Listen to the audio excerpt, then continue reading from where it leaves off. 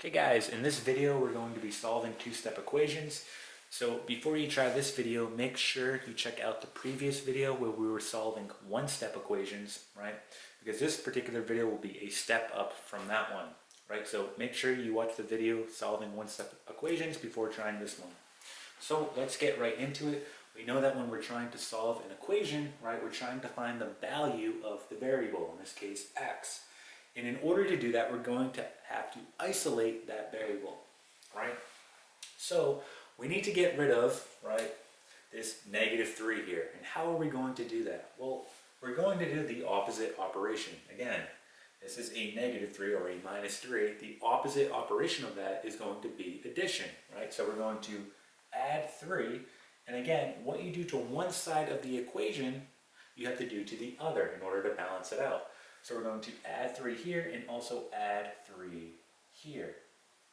Okay? Well, here, this will naturally cancel out, right? That's what we want. And then we have a -6 and a +3. That gives us -3 equal to, and then we have x over 2. Again, we're trying to isolate that variable. So look at our operation here. That's going to be division. So we want to get rid of this 2. Right? And we know the opposite operation of division is going to be multiplication. So in order to get rid of this 2, we're simply going to multiply, and we're going to multiply by 2, what we're trying to get rid of. And by doing that, again, this will naturally cancel. But again, what we do to one side, we have to do to the other. So we multiply this side by 2 as well. So 2 times a -3, well, that's going to give you -6. So x equals -6 here. That's going to be your final answer, right? So if you want to go ahead and check your work at this point, all you have to do is take what x equals, in this case -6, plug it in to the original equation, right? And the equation should balance out. So for example, we'll just do it on this one, right? If I plug in a -6 into x, what do I get? So I get -6 equals, and I have -6 divided by 2 minus 3, or in other words, we get -6 equal to, this will give me -3 here, right? So a -3 and a -3, that gives us -6, right? It equals out, right? -6 equals -6, that is correct. That's how we know we did it the right way, okay? So let's try another example. All right, guys, so here is our next example. And there's actually a couple of different ways you could do this problem to solve it. All right, so I'm just going to look at the way that's probably the easiest, right, with the least amount of work. I see that I have this 2 on the outside here, and you may be thinking, well, why don't we go ahead and just distribute it to each of our terms inside the parentheses. However, we know that this is multiplication. We have 2 times everything inside, right, the parentheses. So we know the opposite of multiplication is division. So instead of distributing this 2, right, why don't I go ahead and divide by 2 on both sides, right? This will cancel, and you're left with v minus 3 equals, and then 10 divided by 2 will give you 5, right? And now this is pretty simple, right? We just want to add 3 now on both sides. And we see that v is going to equal 8. Right? That's going to be your final answer, v equals 8.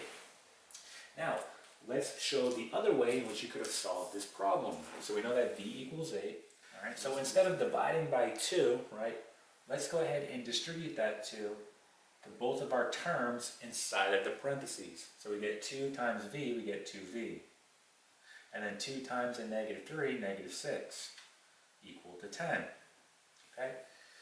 Now we want to go ahead and isolate that variable, so let's get rid of this -6. So we're going to add 6 on both sides, right? Bring down 2v. This becomes 16, right? Well, this is multiplication. The opposite of multiplication is division. That's how we get rid of it. So we divide both sides by 2, and we see, well, v equals 8. Right, we get the same answer. So again, either way is fine. One was just a little more work than the other, all right? But you still get the same answer regardless. All right, let's try one more example. Alright guys, so here is our last example, and it's similar to the previous example, where again, you could go ahead and distribute this factor right inside the parentheses to each of your terms. However, that may create a little more work for us, right? We talked about the easier way, we could simply just divide, right? So I'm going to divide both sides by 4 here, right? So divide both sides by 4. This cancels, and again, we're working with a fraction now. So essentially what this is saying is 40 over 9 divided by 4, right? And we know that when we divide fractions, we use the following: keep, change, and then flip. We know this is really over 1, right? So we're going to keep this, we're changing this to multiplication, and then we flip 1 over 4. And we simply just multiply across, so we get 40 all over 36. And why don't we go ahead and reduce this? So we know that 4 is going to go into 40 10 times. And we know 4 will go into 36 9 times, so 10 over 9. Alright, so let's go ahead and write out what we now have. So let's erase this. We know we have 10 over 9 now. So we have 10 over 9 equal to, and then we just have 2 over 3 plus x. Right. Now, last step, we want to isolate that variable, so we do the opposite operation here. Again, this is a positive 2 over 3, so we're going to subtract both sides by 2 over 3. Again, this will naturally cancel, so subtract this side by 2 over 3.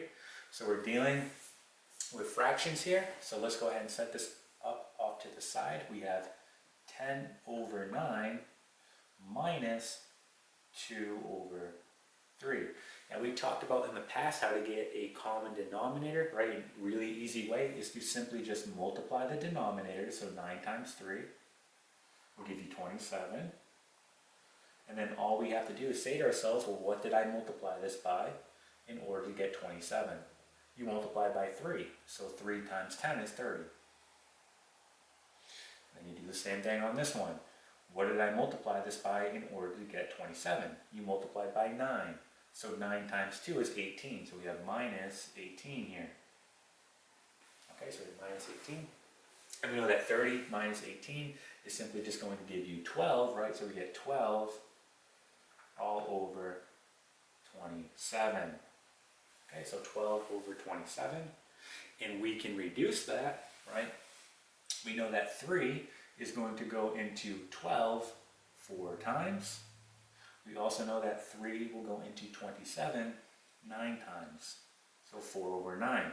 So in this case, we know that x equals 4 over 9. Okay, and that would be your final answer. So x equals 4 over 9. All right, so that's how you go about solving two-step equations.